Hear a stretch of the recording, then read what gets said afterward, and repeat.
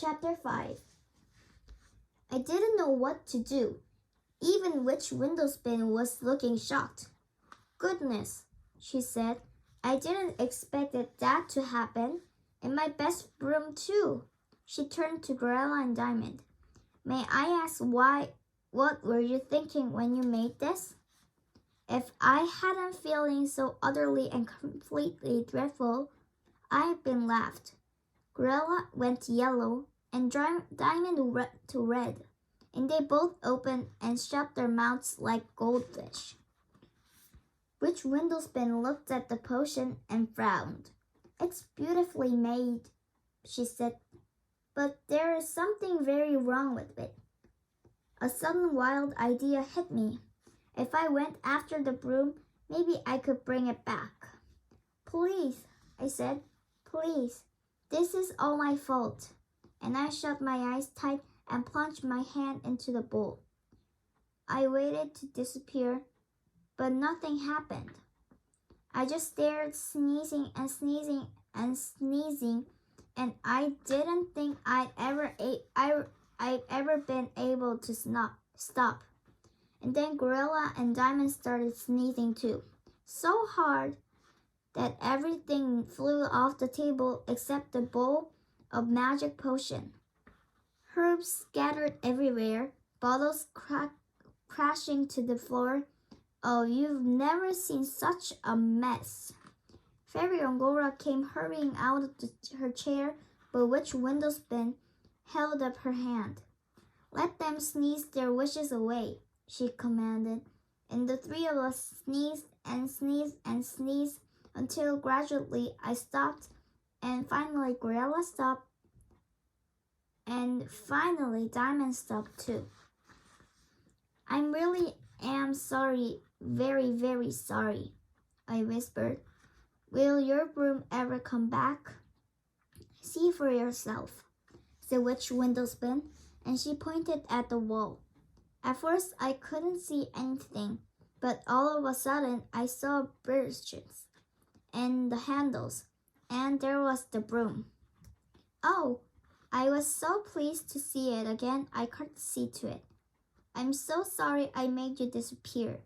The broom gave a little hop and a skip. There, Witch Windowspin said. No harm done. But what happened? Fairy Angora asked.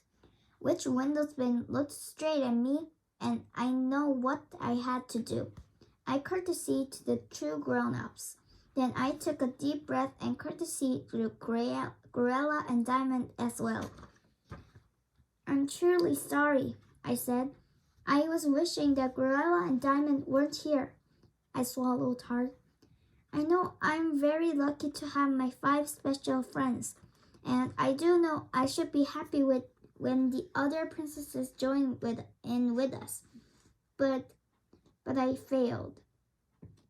Thank you, Katie, said Witch Windowspin. And now, Gorilla and Diamond, what have you to say? I was sure the twins would say it wasn't their fault, but I was wrong. Gorilla gave a sort of gulp and said, I'm sorry too. Gorilla, Diamond was horrified, but Gorilla went on. I was wishing Katie wasn't here.